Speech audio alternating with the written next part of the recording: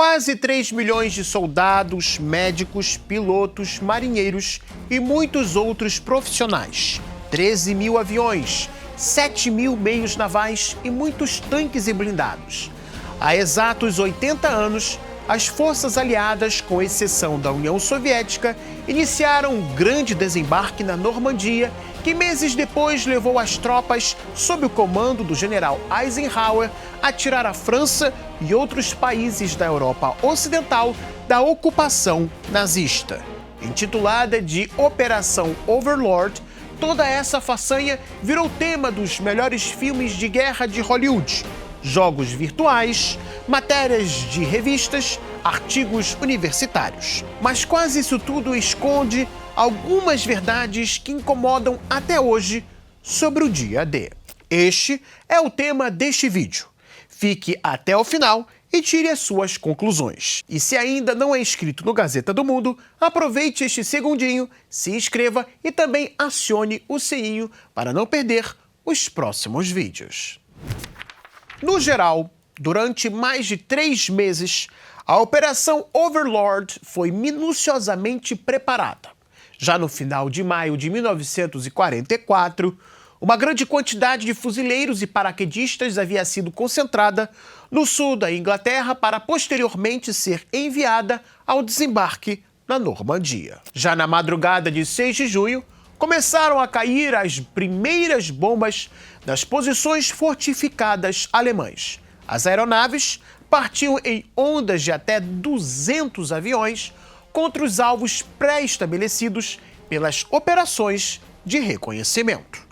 Apesar do intenso bombardeio, as fortificações alemãs não sofreram danos muito significativos. Isso porque o trabalho de camuflagem não pouco atrapalhou. Às 6h30 da manhã de 6 de junho, chegaram os fuzileiros navais. As primeiras 2 ondas de desembarque foram rebatidas pelos alemães e somente mais perto da noite que os aliados conseguiram se fixar em posições entre 9 e 15 quilômetros da costa, tomando pontos importantes. E isso foi que permitiu o desembarque das principais forças depois. A operação também contou com não poucos paraquedistas. Essa parte do dia D é bem conhecida e não poucos filmes, inclusive, mostraram isso, embora de uma forma mais romântica e heróica, até porque estamos falando de Hollywood. Mas por que os aliados ocidentais desembarcaram na Normandia só em junho de 1944? Será que o dia D foi realmente o dia da virada contra Hitler, como muitos pensam? A verdade é que desde 1941, quando a Alemanha invadiu a União Soviética, os aliados já discutiam a abertura de um segundo fronte, tendo em vista que o primeiro era o fronte oriental, onde as forças nazifascistas lutavam contra os soviéticos. Já na época, Stalin defendia a abertura de um segundo fronte o mais rápido possível. Ele sabia que isso reduziria a pressão do exército alemão contra os soviéticos e salvaria muitas vidas. Mas o mais importante é que já em maio de 1943, os aliados já possuíam tudo para uma operação de tamanho porte, mas decidiram a realizar somente em 1944, depois do desembarque na Itália. E por que a Itália? Churchill acreditava que, ao colocar suas tropas lá, assim, os ocidentais livrariam tanto a Itália quanto os Balcãs de caírem nas mãos dos soviéticos. Já Roosevelt defendia o desembarque não no Mediterrâneo, mas na costa ocidental da França. A posição de Roosevelt era mais próxima à de Stalin. De qualquer forma, o desembarque na França foi consideravelmente adiado e 2 acontecimentos anteriores acabaram sendo decisivos para os aliados escolherem o dia D para junho de 1944. Em 1943, o exército soviético conseguiu virar a maré contra os nazistas, em particular na Batalha de Stalingrado, que foi concluída em fevereiro de 1943, meses antes do desembarque dos aliados na Itália, ocorrido em setembro daquele ano.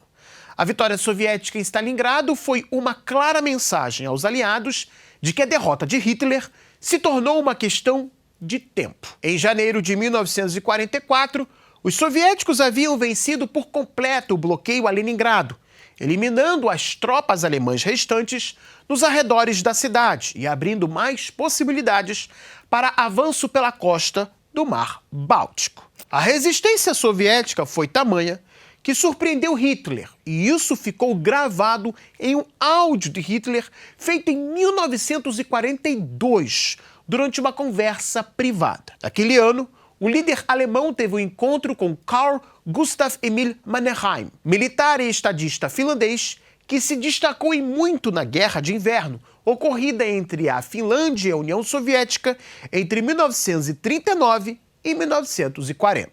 Ou seja, Hitler estava falando com alguém que tinha lutado contra o Exército Vermelho e que acreditava ser confiável. Durante o encontro ocorrido dentro do trem de Mannerheim, durante uma celebração de seus 75 anos, um homem chamado Thor Damen, engenheiro de som da emissora de rádio finlandesa YLE, deixou um aparelho de gravação ligado, registrando a conversa de Hitler e a autoridade finlandesa. O áudio se tornou um verdadeiro arquivo histórico, porque é o único em que Hitler não está fazendo um discurso político ou dando entrevista. Devido à política do YouTube, eu preferi não mostrar o áudio para vocês, mas ele pode ser achado com facilidade na internet. De qualquer forma, eu vou ressaltar alguns trechos da conversa. No áudio, Hitler fala da falha da Operação Barbarossa, que foi a invasão alemã da União Soviética em 1941. Ele se demonstra surpreso com o arsenal do exército soviético e sua capacidade industrial. Em determinado momento, o diálogo foi o seguinte: um perigo muito sério, talvez o mais sério cuja toda a extensão nós só podemos agora julgar. Nós mesmos não entendíamos o quão fortemente este país, referência à União Soviética, estava armado. Nós não tínhamos pensado nisso. Não, eu também não. Durante a Guerra de Inverno, nós nem mesmo tínhamos pensado sobre isso, claro. Mas assim como eles, na realidade, agora não há dúvidas de tudo que eles, soviéticos, tinham, o que eles tinham estocado. Certamente, eles tinham a maior quantidade de armamentos que as pessoas poderiam imaginar. Bom, se alguém tivesse me dito que um país, uma nação, poderia começar com 35 mil tanques, eu teria dito: você está maluco. 35 mil tanques. Nós já destruímos agora mais de 34 mil tanques. Se alguém tivesse me dito isso, eu teria dito: se algum dos meus generais tivesse declarado que uma nação tinha 35 mil tanques, eu teria respondido: meu bom senhor, o senhor está vendo tudo dobrado ou multiplicado por 10. O senhor está maluco, está vendo fantasmas. Os números que Hitler menciona eu não posso confirmar. Não se pode excluir uma tentativa dele de convencer Mannerheim a algum objetivo político, mas mentir contando vantagens dos soviéticos não parece ser uma boa estratégia e, ao que tudo indica, a surpresa de Hitler era real. Na conversa, ele também falou sobre problemas do exército alemão, como a baixa eficiência de seus equipamentos durante a chuva, o enorme consumo de combustível de sua força aérea, a extrema dependência do petróleo romeno, que Hitler temia cair nas mãos dos soviéticos, e também o baixo desempenho do exército italiano nos Balcãs. O áudio foi, inclusive, transmitido ao público pela rádio finlandesa em 2004 pela primeira vez.